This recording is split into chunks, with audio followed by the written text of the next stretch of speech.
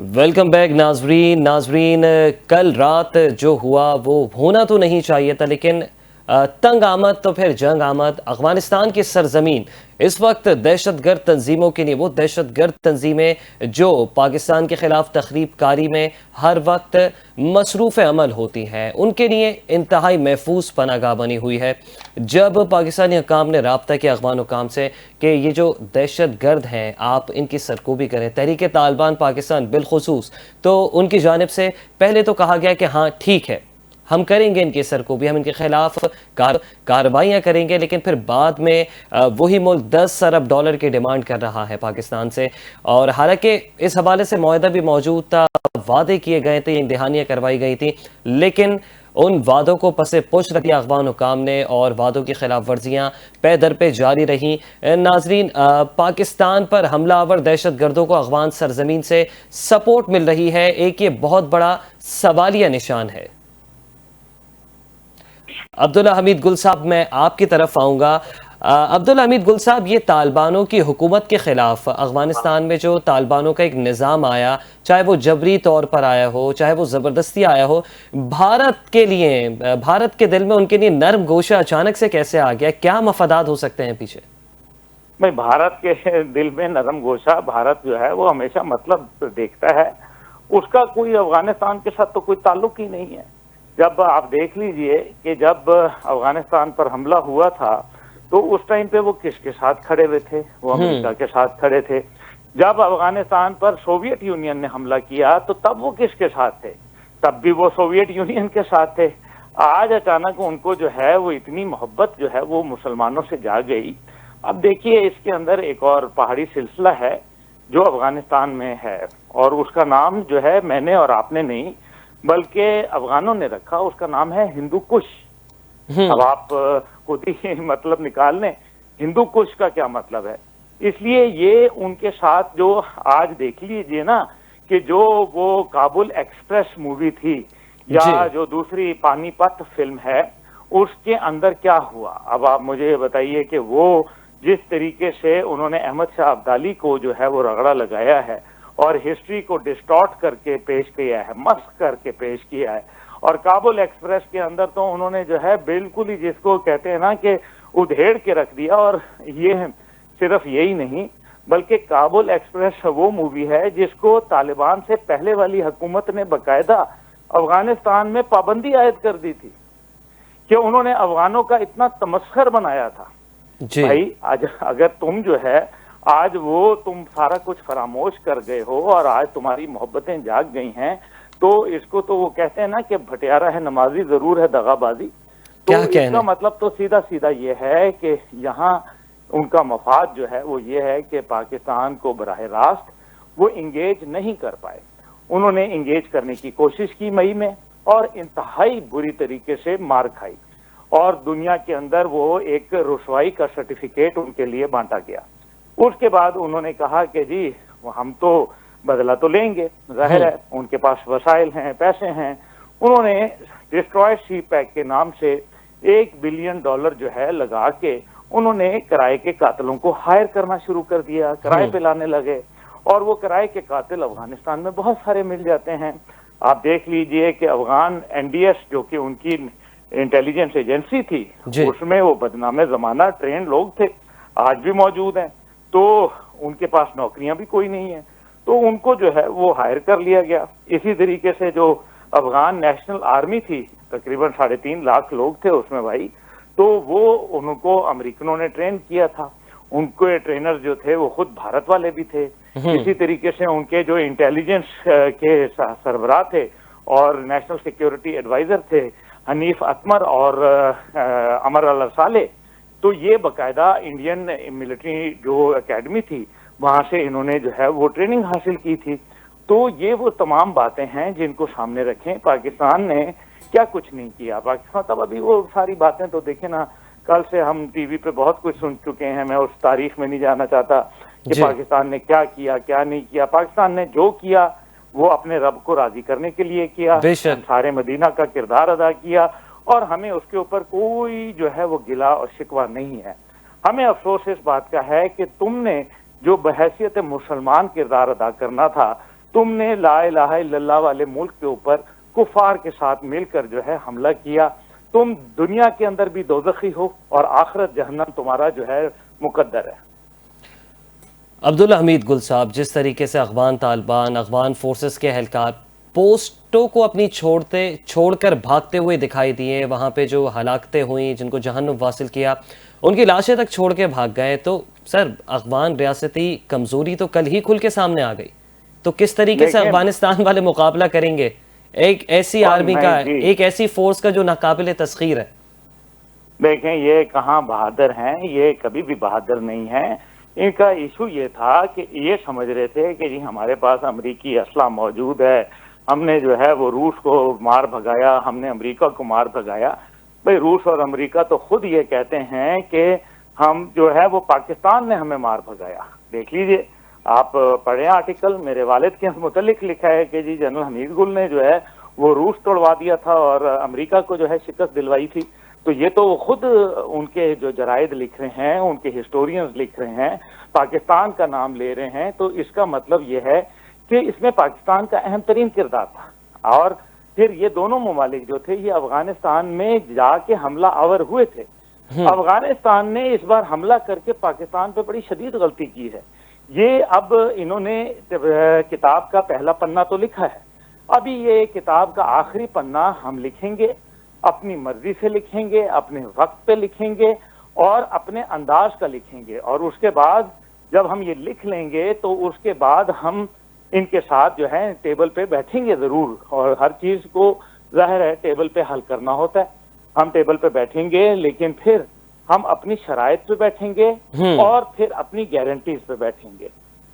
ٹھیک ہے، بہت بہت شکریہ. تحریک جوانان پاکستان کے چیئرمین عبداللہ حمید گل صاحب ہمارے ساتھ موجود ہیں. بہت شکریہ، آپ نے پروگرام کے لیے وقت نکالا اور جو سوالات پاکستان کے عوام کے تھے، عام عوام کے تھے، ان کا آپ نے کھل کر جو ہے جواب دیا ہے اور اپنے ملک کے دفاع کے لیے جو آپ نے گفتگو کی ہے وہ لائق تحسین ہے.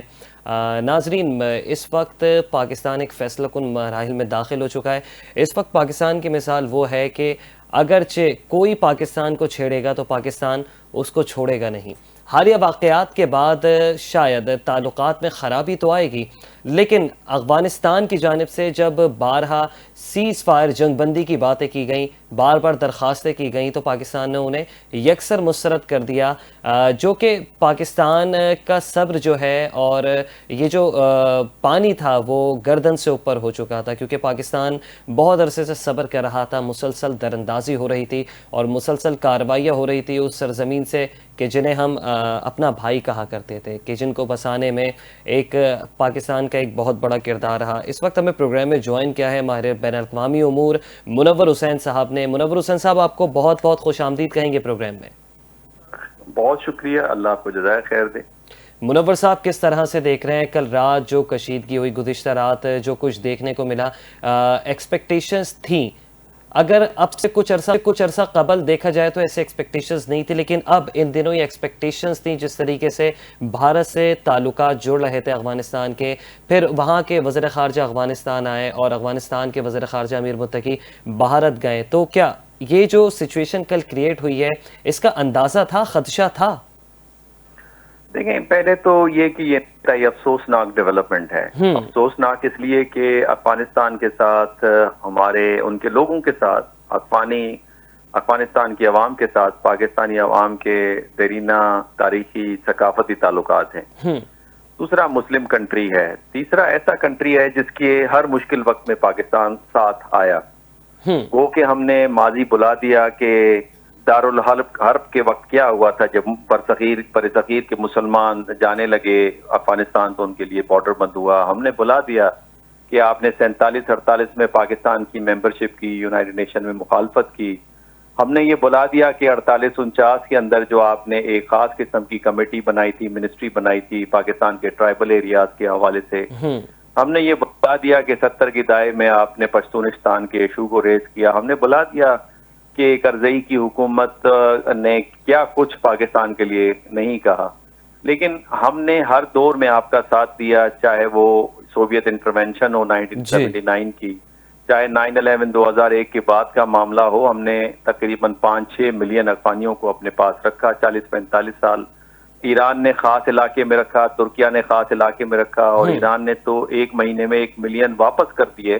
ہم نے آپ کو فل اجازت دی، پاکستان کے ہر کونے میں آپ گئے، آپ نے کاروبار کیا، رہائش اختیار کی، یہاں تک کہ کشمیر کے اندر جو عام پاکستانی گھر نہیں بنا سکتا، آپ کو وہاں جانے کی بھی اجازت تھی۔ تو اس سلسلے میں، اور یہ طالبان جن کے بارے میں امریکہ کا بڑا سیریس پریشر تھا پاکستان کے اوپر کہ ان کو بالکل ایلیمینیٹ کر دیا جائے، آج وہ طالبان جو ہیں ان کی حکومت ہے، ایک تو یہ عبوری حکومت ہے، دوسرا یہ افغانستان کی ٹرو ریپرزینٹیٹو نہیں ہے، اس میں بہت سارے افغانستان کی سوسائٹی کے فیکشنز شامل نہیں ہیں، اور تیسری بات یہ کہ ان کے اوپر کافی احسانات ہوئے میں، انہوں نے تعلیم یہاں حاصل کی، رہے یہاں پہ، ان کی فیملیز یہاں پہ رہیں، اور اب بھی علاج کرانے کے لیے کراچی آتے ہیں۔ تو اس صورت میں جا کے بھارت کے اندر جے شنکر سے تو آپ نے چلے ملاقات کی، آپ کہہ سکتے ہیں کہ ہم نے منرلز پہ معاہدہ کیا، ہم نے اسٹوڈنٹ کے ایکسچینج پہ کیا، لیکن آپ دوول سے، اجیت دوول سے ملاقات کر رہے ہیں جس کی یہ سٹیٹمنٹ ہے کہ پاکستان کے خلاف افغانستان کو اس حد تک استعمال کریں